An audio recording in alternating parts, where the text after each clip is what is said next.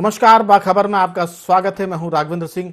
बाखबर में आज हम बात करेंगे जो दिन भर से पूरे देश में बात चल रही है, किसानों के 3 कानून वापस। अब ये लाभ का सौदा है घाटे का, ये वक्त बताएगा, लेकिन आपको हम बता दें कि जो 3 कानून थे उसमें सबसे पहला ये था कि जो कृषि उत्पादन है उसके लिए व्यापारी खेत पर आकर ही सौदा कर सकता था, लेकिन अब वैसा नहीं होगा। हालांकि इसके जवाब में ये कह सकते हैं कि अभी भी किसने रोका है। दूसरी बात यह कि जो कृषि मंडी कानून था उसमें कृषि मंडियों के बंद होने की भी संभावना थी, कानून वापसी से वो संभावना भी खत्म हो जाएंगी। और तीसरी बात यह कि जो कॉन्ट्रैक्ट एग्रीकल्चर होता है, यानी एक तरह से कह सकते हैं कि लीज पर जो जमीन देते हैं,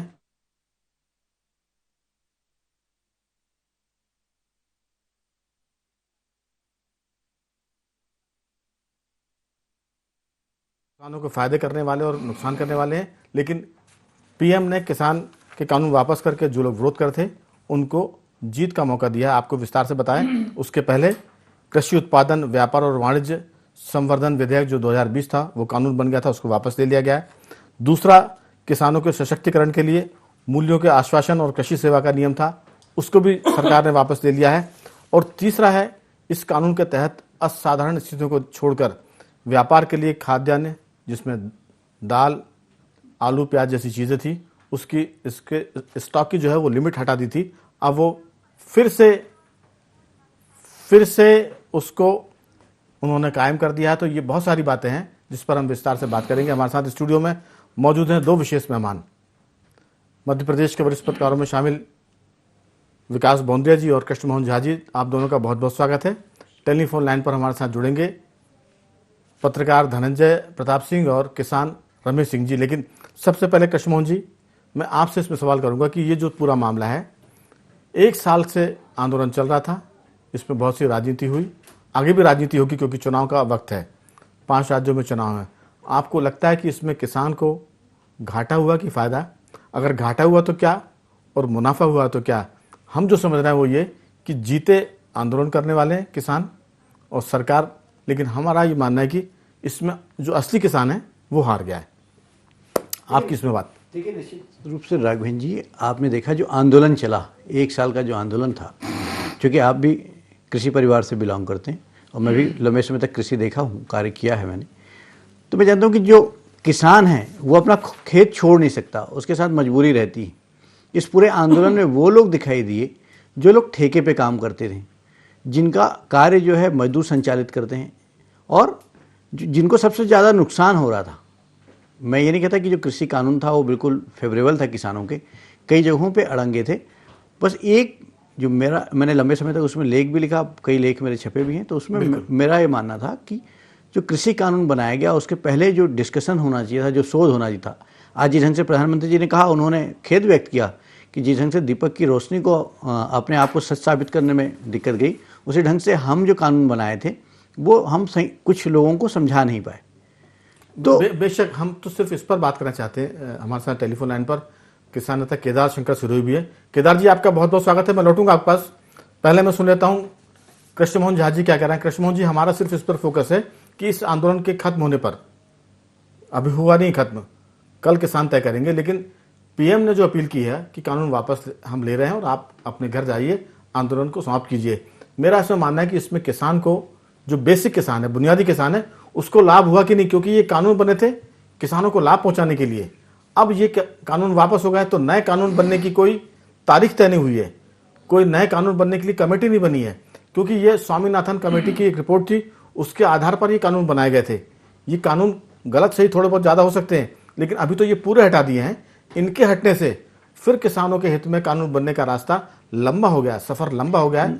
आप उसका कुछ जो उत्तर राघवेंद्र जी, जिस ढंग से प्रधानमंत्री जी ने एक बात कही, आपको ध्यान होगा, उन्होंने कहा कि हम इसको वापस ले रहे हैं जी। अब नए सिरे से हमें कमेटी बनाने जा रहे हैं जिसमें राष्ट्रीय स्तर के लोग, राज्यों के लोग, वैज्ञानिक, कृषि संगठन के लोग और एक्सपर्ट कृषक जो अपने क्षेत्र में विशेषज्ञ हैं उनको शामिल किया जाएगा, उनकी राय ली जाएगी और फिर नए ढंग से जो है इसको इम्प्लीमेंट किया जाएगा। बिल्कुल, चलिए पूछते हैं। आपने ये जो बात की, ये दिन भर लोग सब इसी को दोहरा रहे हैं, लेकिन उसकी कोई सीमा नहीं है कि वो कमेटी कब अपनी रिपोर्ट पेश करेगी और उस रिपोर्ट पर सरकार कब निर्णय करेगी और निर्णय के बाद वो फिर कानून कब बनेंगे, ये एक बहुत लंबा सफर है। केदार जी, आपको बधाई, आप आंदोलन में शामिल थे, लेकिन इस 3 कानून के वापस होने के बाद अब किसान फिर चौराहे पर है। आपको लगता है कि इसमें सरकार बैकफुट पर गई, किसान आंदोलन फ्रंट फुट पर आया, लेकिन जो बेसिक किसान था उसके लिए घाटों का सौदा हो गया है? आपकी राय?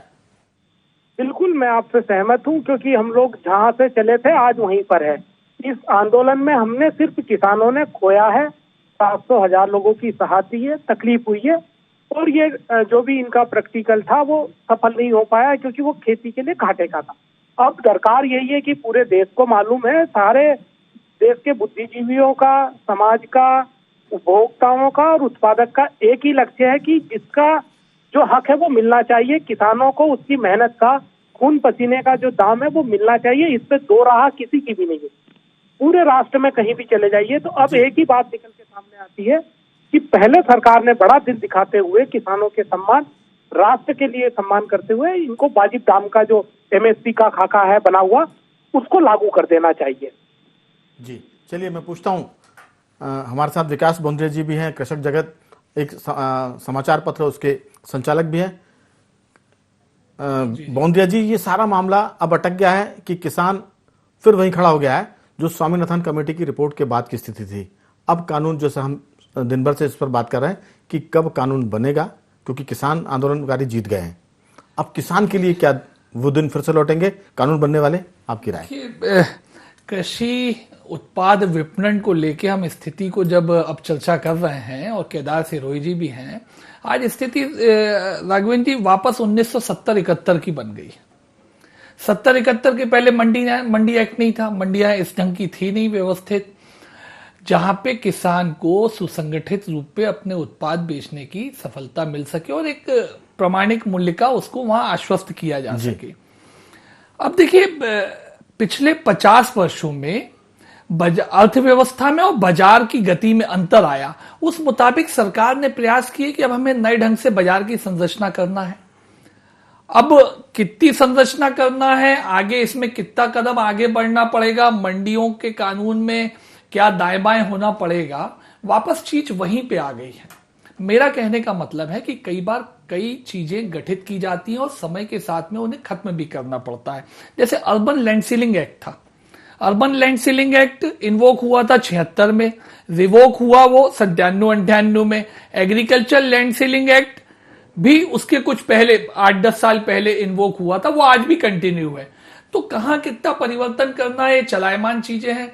लेकिन अब वापस इस मामले में जल्दी निर्णय होना चाहिए कि किसान को सही उत्पाद मूल्य मिल सके।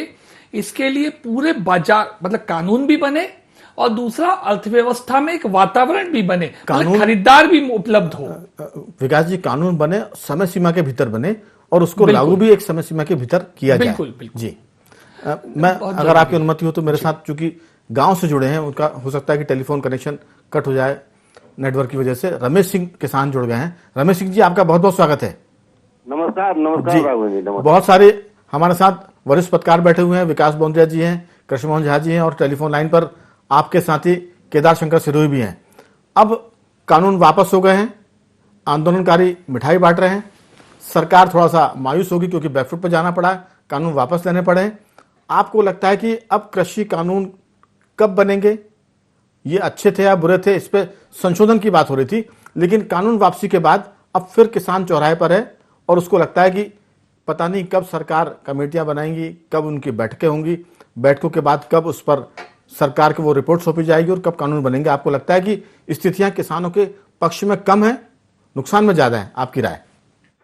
राघवेंद्र जी, मैं बहुत निराश हूँ इस कदम से सरकार के, और सरकार बहुत ज्यादा दबाव में थी। वो अपनी जगह सही है, राजनीतिक कारणों से वो अपनी उन्होंने जो निर्णय लिया, लेकिन किसान इसमें हारा है।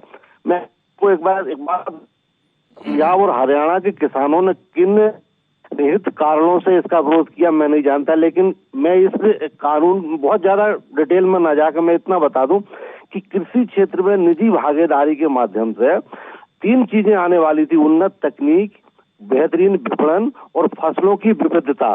जो ऐसी चीजें थी तीनों जो किसानों को कहीं से कहीं तक पहुंचा देती। और सबसे महत्वपूर्ण बात ये थी कि तीनों चीजें निजी क्षेत्र लेके आता, लेकिन हमारे कृषक क्षेत्र जो किसान भाई है उनका मेरा अनुभव पिछले 20 सालों का ये है कि वो उनके पास जो नई चीज आती है वो उसे सीख के और इसके बाद उससे खुद अप्लाई करने लगते हैं, तो वो लाभ किसान को मिलता वो खत्म हो गया है। और आप कह रहे हैं कानून कब बनेंगे, तो मुझे लगता है कि अब कोई भी सरकार 50 बार सोचेगी, क्योंकि कोई भी सरकार किसी के भी विकास के लिए अपनी राजनीतिक आत्महत्या तो नहीं करेगी। कम से कम दशकों तक ये मामले लटक गए, कोई यही सरकार हो या दूसरी सरकार हो। अब कांग्रेस भी अगर मान लो आ जाए तो उसको भी ये डर होगा कि बीजेपी इसमें गेम खेलेगी। बीजेपी को ये डर है कि किसान भारत का 70-80% मतदाता वर्ग है, कोई भी सरकार इस रिस्क को नहीं उठा सकती।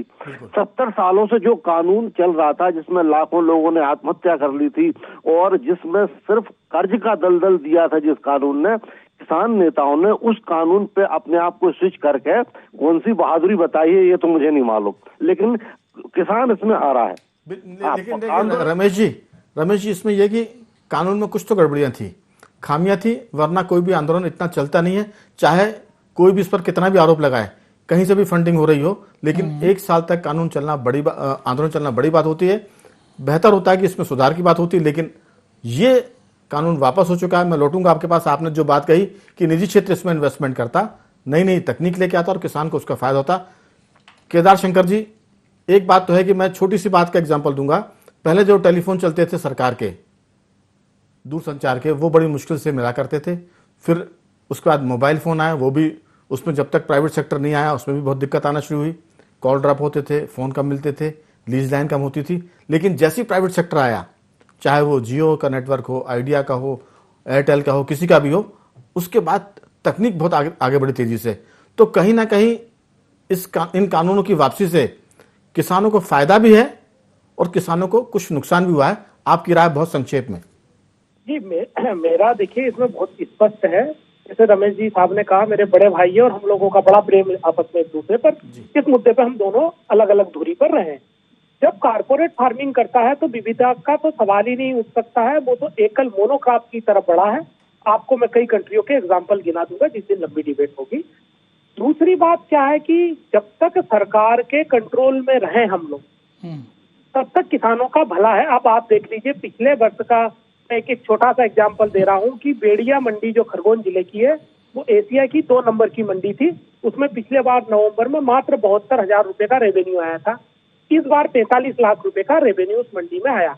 अगर जब हमारे जो प्लेटफॉर्म ही है वही खत्म हो जाएंगे, अगर वहां पर जहां बेचने का उन्नत नहीं होगा तो हम कैसे सर्वाइव करेंगे? बहुत वाजिब और आपकी चिंता में पूरा देश है। लेकिन मैंने एक एग्जांपल दिया था कि जब सरकारी टेलीफोन लाइन थी तब टेलीफोन सेवा उतनी उत्कृष्ट और उतनी ज्यादा गतिशील नहीं थी। अब जब इसमें कॉर्पोरेट सेक्टर आया, इसमें विदेशी कंपनियां भी आई, तो आप देखिए कि मैंने एक उदाहरण दिया है इसमें, तो देखिए टेलीफोन की स्थिति क्या हुई है। प्राइवेट सेक्टर में आप देखिए कि कारें जब आती हैं, पहले एम्बेसडर हुआ करती थी, HMT की घड़ियां हुआ करती थी। अब सीधी सी बात है कि अगर जितना फायदा हमको मिल सकता था हम उनका फायदा ले सकते थे, और नुकसान होता तो जैसा आंदोलन इस बार किया था 1 साल का, वो आंदोलन के रास्ते तो आपको या हमको हमेशा खुले हुए थे। तो कहीं ना कहीं नफा तो हुआ है वापसी का, लेकिन वापसी से जो फायदे होने वाले थे कानून से, उसका नुकसान भी हुआ है मुझे लगता है। देखिए, हर सिक्के के 2 पहलू होते हैं। किसी चीज में 100 अच्छाइयां होती है, 10 बुराइयां भी होती है। तो इसमें 100 बुराइयां थी तो 10-5 अगर अच्छाइयां हैं, और वो बुराइयां ज्यादा है भी थी। अब देखिए, कारपोरेट का मैं एक छोटा सा एग्जाम्पल दूं।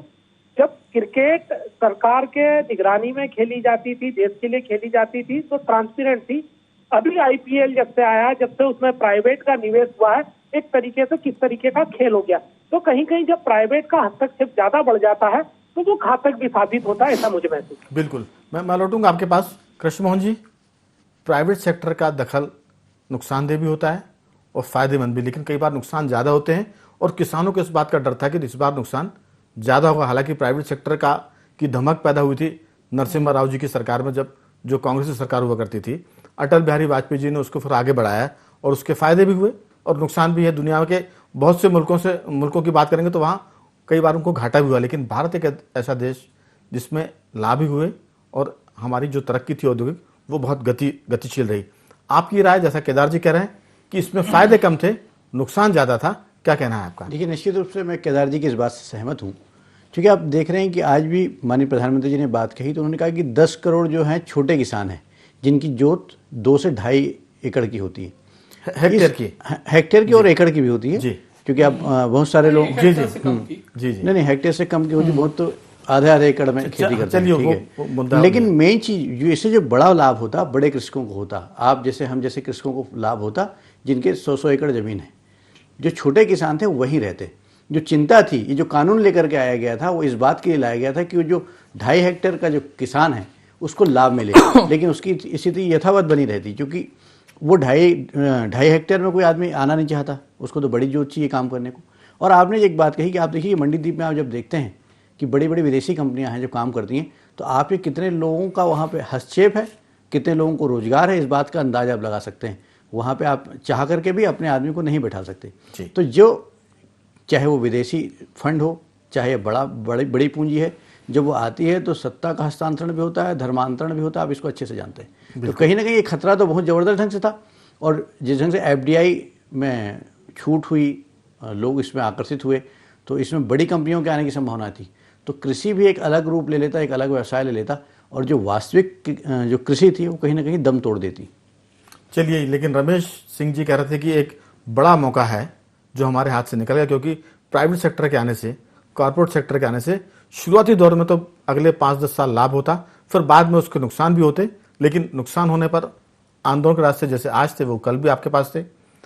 विकास जी, क्या इस पूरे मामले में हम उस पर नहीं पड़ेंगे कि सरकार को नुकसान हुआ, कि विपक्ष को फायदा हुआ, कि चुनाव में कौन लाभ लेगा, किसको नुकसान होगा? लेकिन कहीं ना कहीं जो हमारा फोकस है वो इस बात पर है कि किसान को नुकसान हुआ है, क्योंकि कानून बनने में अब फिर उससे बड़ी मशक्कत करनी पड़ेगी। केदार शंकर जी जैसे कई नेताओं को बड़े आंदोलन करने पड़ेंगे कि आप किसानों के हित में कानून बनाइए और उस पर अमल कराइए। देखिए, अब सरकार को मेहनत दूसरे फ्रंट्स पे करनी पड़ेगी। सरकार मेहनत कर रही थी एग्रीकल्चर प्रोडक्टिविटी को बढ़ाने के लिए, एग्रीकल्चर प्रोड्यूस के रेट्स को बढ़ाने के लिए, उसके ऊपर सरकार को यकीनन मेहनत करना पड़ेगी, क्योंकि कानून तो अब दाएं बाएं हो गया। अच्छा देखिए राघवेंद्र जी, एक बात मैं मेरी तरफ से ऐड ऑन कर रहा हूं। किसी भी कंसेप्ट को या प्रोडक्ट को आपको जब पब्लिसिटी के माध्यम से बाजार में ले जाना होता है या जनता के बीच ले जाना होता है, अगर उसकी कॉपी गलत हो जाए थोड़ी भी तो बड़ी दिक्कत हो जाती है। इस मामले में किसानों को व्यापक भाव दिलाने के लिए तो ये कानून समर्थ था, लेकिन मुझे लगता है सरकार को समीक्षा करनी पड़ेगी कि एक जो बात आई कि किसानों को आजादी मिल रही है। आपने एक बात कही थी शुरू में कि मेड़ पे किसान अपना उत्पाद बेच सके, खेत की मेड़ पे। देखिए, किसान कभी भी कहीं भी अपना सामान बेचने के लिए स्वतंत्र है। व्यापारी कहीं भी खरीदी करने के लिए स्वतंत्र नहीं है इस देश में, खास करके फसलों को। वो आजादी व्यापारी को भी मिलती है, उसके साथ में किसान को ज्यादा व्यापारिक दुकानें मिलती अपने मटेरियल को बेचने के लिए। मैं थोड़ी सी आपकी बात फायदा हो रहा था। वो वहां पे थोड़ा सा समझ का और समझाने का अंतर हो गया, और किसान जो था, खांटी किसान, वो ये समझता था कि मुझे तो भाई आजादी मिली हुई है, कहीं भी मैं फसल ले आ सकता हूं, अपनी ट्रॉली से बेच सकता हूं। मैं इस चीज गलत इसमें थोड़ा सा मैं दखल दूंगा। केदार जी मेरी इस बात से सहमत होंगे, रमेश सिंह जी भी सहमत होंगे। अभी भी किसान के खेत पर जाकर व्यापारी खरीद सकता है। जो प्रधानमंत्री जी कह रहे हैं कि 8 से 10 करोड़ किसान ऐसे हैं जिसकी सरकार चिंता कर रही थी। मैं आपको बताऊं कि जो मध्य प्रदेश में जो गेहूं धान का जो उत्पादन होता है, आपको विश्वास नहीं होगा मुझे, तो चूंकि हम तो फेस करते हैं, वहां खेतों में जाते हैं, कंपनियों के वो जाते हैं बकायदा रिप्रेजेंटेटिव, वो उसका नमूना चेक करते हैं और वहीं खरीदी होती है। एक बात ऐड करूं, मध्य प्रदेश में जो इन 3 कानूनों में था वो लगभग सभी उपबंध मध्य प्रदेश में आज नहीं, सन 1998 कांग्रेस की सरकार थी तब से है। देखिए, आईटीसी सोया चौपाल ने काम चालू किया 98-99 में, और गेहूं की और सोयाबीन की खरीदी चालू करी आईटीसी सोया चौपाल के सेंटर्स के ऊपर। तो मध्य प्रदेश के लिए कुछ भी खोया नहीं और नया नहीं। हाँ, पूरे देश को जो मिल सकता था वो जरूर थोड़ा सा पीछे छूटा। मैं पूछता हूँ रमेश सिंह जी से पूछिए आप। मैं पूछूंगा रमेश सिंह जी, बहुत संक्षेप में, चूंकि चर्चा आखिरी दौर में आ गई है।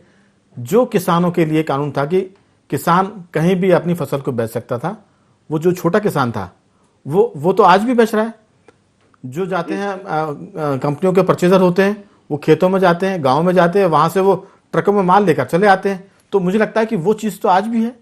आपकी राय? जी बिल्कुल, वो चीज आज भी है, लेकिन मैं आपको बताऊं, इस कानून में पूरा फोकस इस बात पे नहीं था कि किसान को बेचने की आजादी होगी या व्यापारी को खरीदने की आजादी होगी। इसमें बहुत सारी चीजें थी। जैसे केदार भाई ने कहा कि मंडियां खत्म हो जाती, मैं उनसे बिल्कुल सहमत हूँ। इसका नुकसान जी, यहाँ एक बात स्पष्ट कर दूं जी, प्राइवेटाइजेशन मिला जुला हमें संस्करण चाहिए था, किसान के हित में वो है। पूरी प्राइवेट कंपनियों का बस भी हमारे हित में नहीं है और पूरा सरकारी नियंत्रण भी हमारे हित में नहीं है। बिल्कुल। केदार जी, किसानों को, किसान आंदोलनकारियों को हंस की तरह होना था, दूध पीना चाहिए था और पानी छोड़ देना था। हमें लगता है कि पानी के चक्कर में थोड़ा सा दूध भी निकल गया। हालांकि आपने कहा कि एक सिक्के के दो पहलू होते हैं, कुछ नफे भी हुए हैं, कुछ नुकसान भी है। आपकी राय, अंतिम राय? देखिए, अंतिम मेरी यही है कि जो कुछ हुआ है अब उससे हम सबको आगे बढ़ना चाहिए जी, और जो देश और किसान के हित में हो सकता है। देखिए, बहुत शोषित हुआ है किसान। आप हम सब जितने भी लोग बैठे हैं, किसानों से सीधा संबंध रखने वाले लोग हैं। जी, अभी जरूरत है कि एक अच्छा प्लेटफॉर्म बनाकर टाइम फ्रेम में काम करके और जो सोशियो इकोनॉमिक स्टेटस है उसको उठाने की बात होनी चाहिए। और जैसे गोंदरिया साहब ने कहा कि 98 में आईटीसी चौपाल आया था, मैं बिल्कुल सहमत हूँ, परंतु उस समय उस पे अंकुश जो था वो सरकार का था। टैक्स देना पड़ रहा था मंडी को, मंडी की पूरी मॉनिटरिंग थी। ये चीजें केदार जी कुछ कहना चाह रहे हैं? गोंदरिया जी, देखिए मंडी शुल्क, इस कानून में मंडी शुल्क में तो मंडी परिसर में ट्रेडिंग पे तो शुल्क रखा गया था, व्यापारी को शुल्क से मुक्ति किया गया था और सरकार ने इसको रीनेगोशिएट करने के लिए स्पष्ट कह भी दिया था। जी, केदार भाई जी, नहीं वो देखिए मंडी कहीं खतरे में नहीं थी। आपस जी, देखिए, कुछ भी कह सकते हैं, परंतु जो कागज की बात है उस पर बात करें तो इस तरह का कोई सवाल नहीं था। आईटीसी मंडी के बाहर खरीदती थी, वैल्यूएशन करती थी, कारगिल खरीदती थी, गोदाम खरीदती थी, एलडी कमोडिटी खरीदती थी और वो प्राइस गेहूं की जैसे बाध्यता थी कि मिनिमम सपोर्ट प्राइस से नीचे नहीं खरीदे। बिल्कुल केदार जी, लेकिन आपने जो बात कही है कि अब इससे आगे बढ़ने की जरूरत है, ये पॉजिटिव होगा। शुरुआत हमने की थी कृष्ण मोहन झा जी, आपसे समापन भी आपसे करना चाहेंगे कि ये जो पूरा मामला है, एक सुझाव मैं रखना चाह रहा जी, था बहुत संक्षेप में। केदार भाई, एक सुझाव मैं देता हूं। एमएसपी पे जो खरीदी की बात है उसमें ठीक है आपका कहना, बड़ी कंपनियों के लिए तो ये लागू की जा सकती है और छोटे व्यापारियों को इससे मुक्त रखा जाए ताकि एफएक्यू से नीचे का अनाज भी कोई ना कोई खरीद सके। तो इस गति के साथ में चीजें बहुत तेजी से आगे से बढ़ सकती हैं। केदार जी बहुत संक्षेप में, 1 मिनट बचा है बस। आपका बहुत ही सराहनीय और बड़ा पॉजिटिव और ये इम्प्लीमेंट होना चाहिए, मैं आपसे सहमत हूं। जी झा जी, सारा मामला ये है कि अब कानून वापस हो चुका है। आधे किसान आंदोलनकारी घर जाने की तैयारी कर रहे होंगे, कल कुछ बातचीत करने के बाद वो तय करेंगे। लेकिन अब आगे क्या होगा, क्योंकि किसानों को अब फिर नए कानून के लिए नए सिरे से संघर्ष करना पड़ेगा, क्योंकि सरकारें तो अपनी गति से काम करती हैं। आपकी राय? देखिए राघवेंद्र जी, किसान वहीं खड़ा है जहां कल था। किसानों के हित की बहुत सारी बातें हुई, लेकिन जब ये जो कानून आया था इसमें बहुत सारी त्रुटियां तो थीं, लेकिन किसानों को लग रहा था कि कुछ उनके लिए अच्छा होगा। लेकिन जिस ढंग से आज प्रधानमंत्री जी ने बात कही है, भावुकता में रखा कि भाई मैंने किसानों के हित में लाया था और किसानों के ही कारण इसको वापस ले रहा हूँ, चलिए, और जल्द ही जो है हम जो है कोई अच्छा निर्णय लेंगे।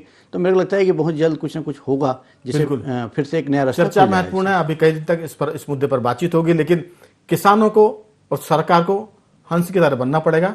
जो किसानों की अच्छी बात है वो सरकार अडॉप्ट कर ले, जो सरकार की अच्छी बात है वो किसान कर ले, ताकि लाभ मिले और कृषि की गति तेज हो और किसानों की हालत सुधरे।